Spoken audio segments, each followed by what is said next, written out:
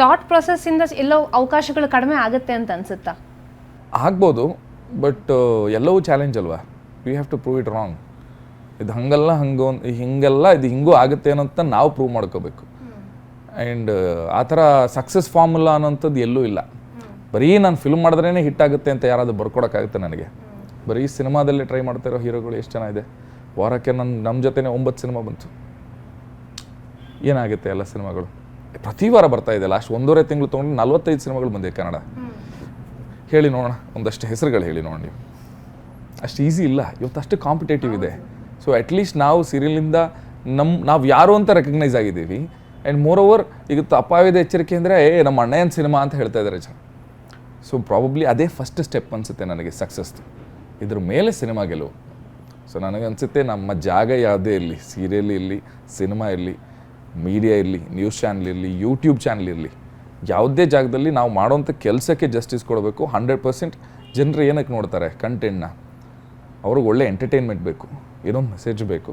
ಇಲ್ಲ ಅಂದರೆ ಅವರು ಆ ಟೈಮ್ನೇನು ಇನ್ವೆಸ್ಟ್ ಮಾಡ್ತಾರೆ, ಅವ್ರು ದುಡ್ಡನ್ನೇನು ಇನ್ವೆಸ್ಟ್ ಮಾಡಿದ್ದಾರೆ ಅದಕ್ಕೆ ವರ್ತ್ ಇರಬೇಕು. ಆ ವರ್ದಿನೆಸ್ ನಾವು ಕೊಡಬೇಕಷ್ಟೆ. ಅದು ಯಾವುದೇ ಮೀಡಿಯಮ್ ಇರಲಿ ಜನ ಆಕ್ಸೆಪ್ಟ್ ಮಾಡ್ತಾರೆ ಅನ್ನೋದು ನನ್ನ ಮಾತು.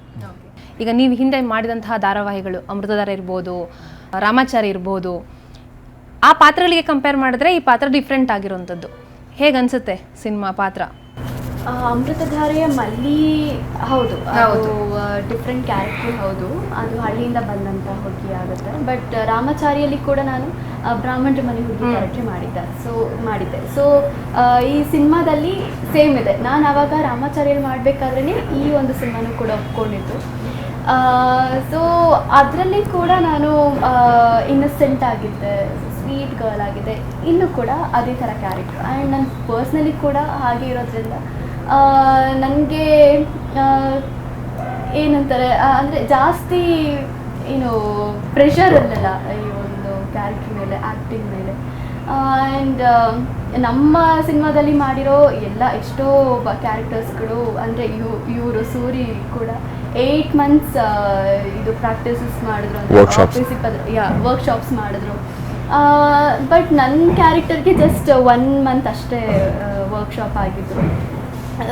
ಸೊ ನನಗೆ ಅಷ್ಟೊಂದೇನು ಪ್ರಾಬ್ಲಮ್ ಆಗಲಿಲ್ಲ. ಆ್ಯಂಡ್ ಈಗ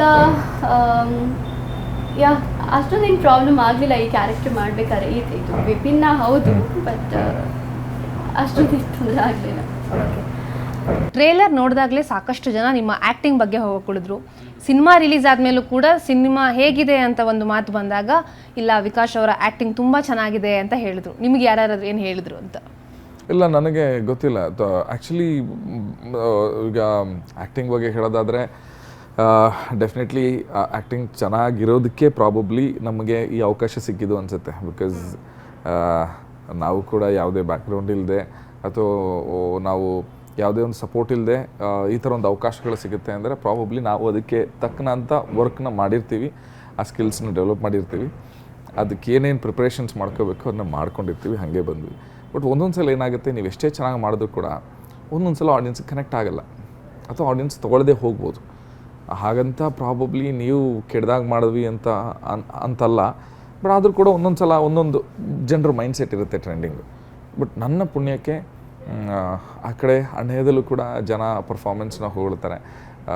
ಈ ಎವ್ರಿ ಡೇ ತುಂಬ ಚೆನ್ನಾಗಿ ಡೈಲಿ ಡೇ ಬೈ ಡೇ ಚೆನ್ನಾಗಿ ಮಾಡ್ತಾರೆ ಅನ್ನೋಂಥದ್ದು ಒಪಿನಿಯನ್ ಬರುತ್ತೆ. ಆ್ಯಂಡ್ ಸಿನಿಮಾದಲ್ಲಿ ನನಗೆ ತುಂಬ ಕಾನ್ಫಿಡೆನ್ಸ್ ಇತ್ತು, ಚೆನ್ನಾಗಿ ಮಾಡಿದ್ದೀನಿ, ಚೆನ್ನಾಗಿ ಬರುತ್ತೆ ಅಂತ. ಬಟ್ ಎಲ್ಲರೂ ಕೂಡ ಪಾಯಿಂಟ್ ಮಾಡ್ಕೊಂಡು ಹೇಳೋದಷ್ಟು ಚೆನ್ನಾಗಿ ಬರುತ್ತೆ ಅಂತ ನಾನು ಅಂದ್ಕೊಂಡಿರಲಿಲ್ಲ. ಆ್ಯಂಡ್ ನನಗನ್ಸುತ್ತೆ ಇದೆಲ್ಲ ಒಂದೊಂದು ಸಲ ಗಾಡ್ಸ್ ಗ್ರೇಸ್ ಚೆನ್ನಾಗಿ ಆಗ್ತಾಯಿದೆ.